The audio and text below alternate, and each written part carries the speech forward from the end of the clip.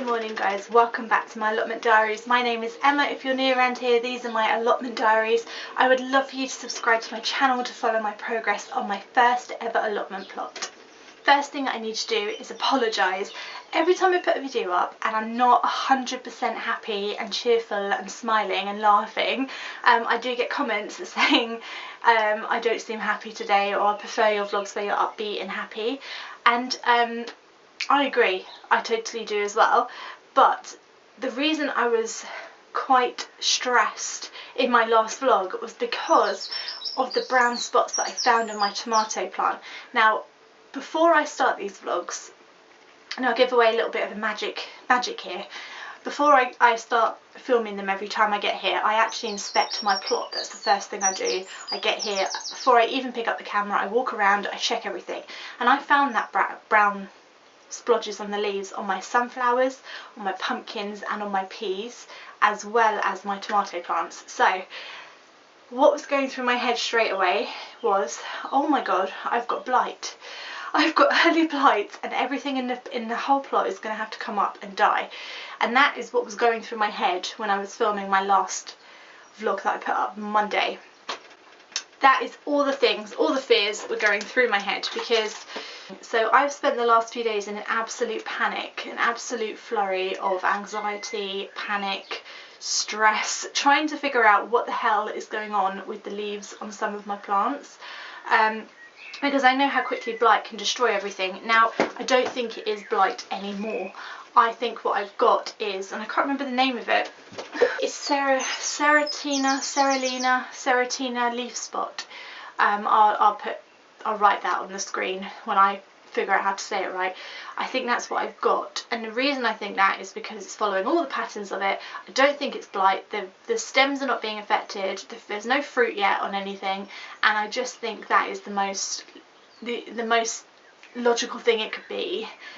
That's also probably best case scenario, so I'm going to go with that for now. But you know what, it has really made me think about blight, and the fact that I haven't really armed myself very well against blight because of the way I've planted stuff.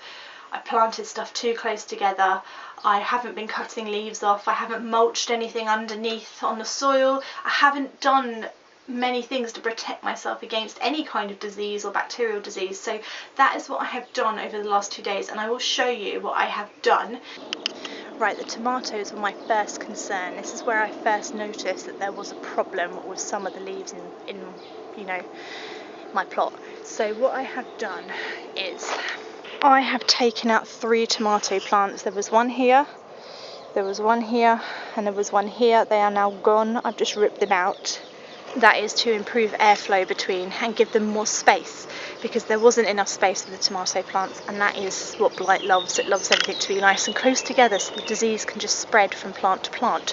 So I've done that. Next thing that I've done is I've removed any leaves that I think have had leaf spot. Not completely all of them though, because the plants are still very little and I still think they need some leaves. Like, plants generally do need leaves. But what I will be doing is removing the leaves at the very base of the stems of the tomato plants to kind of leave a bit of a long stem with no leaves, and that is just to raise the plant leaves above the soil and get it away from the soil. Next thing that I did was I mulched it. You can probably see that, that's pretty obvious, but I basically used the straw I used for the strawberries to mulch the base. This is to stop splashback, like the soil splashing up onto the leaves and infecting them further when I water them, and I will be sure to water the base, not the leaves anymore, as much as I can physically manage. And the last thing that I did was I've sprayed it with a concoction that I found online, which is basically water and then 2 teaspoons of bicarbonate of soda, which is baking soda, and that should help to protect it against fungus. Basically, by doing that, the bicarb of soda raises the pH level on the leaves and makes it inhospitable for fungus and bacteria to live. So that's what bicarb of soda does. Now, if you really want to kill it, you should be using hydrogen peroxide. I think that's what it is. But that's too invasive for me. I'm not interested in doing that. I'm going to stick with the most natural things that I possibly can, and that is baking soda. So that's what I've sprayed on it, and I will do that at least once a week. I hope you heard all that, tomato plant, because I'm doing a hell of a lot to keep you alive, and the kindest thing would be to live, okay?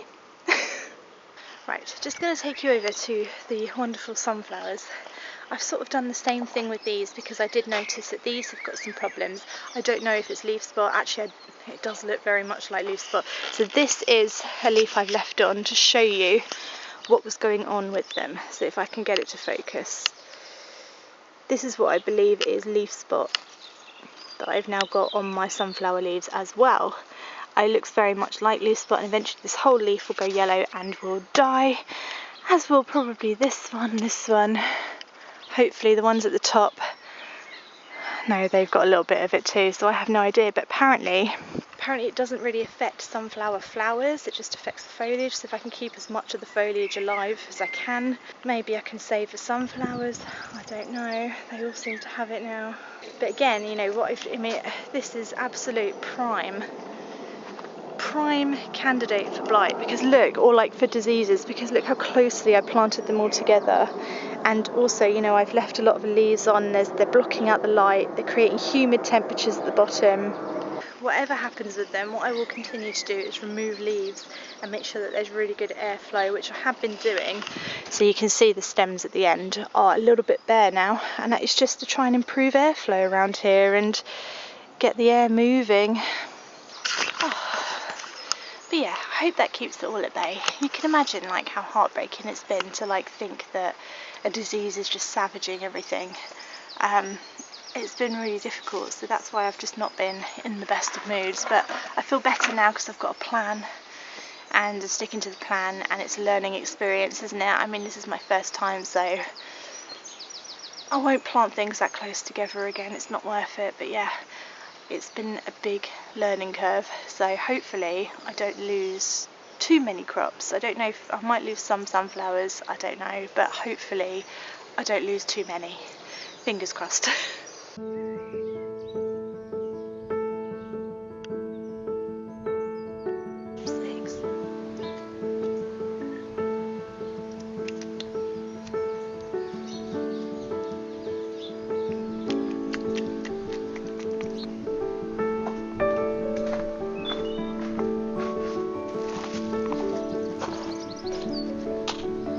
Right, the spinach has pretty much gone to seed. I can't seem to stop it flowering anymore, so it's time to come out, and in its place I'm going to sow some more beetroot, because why not?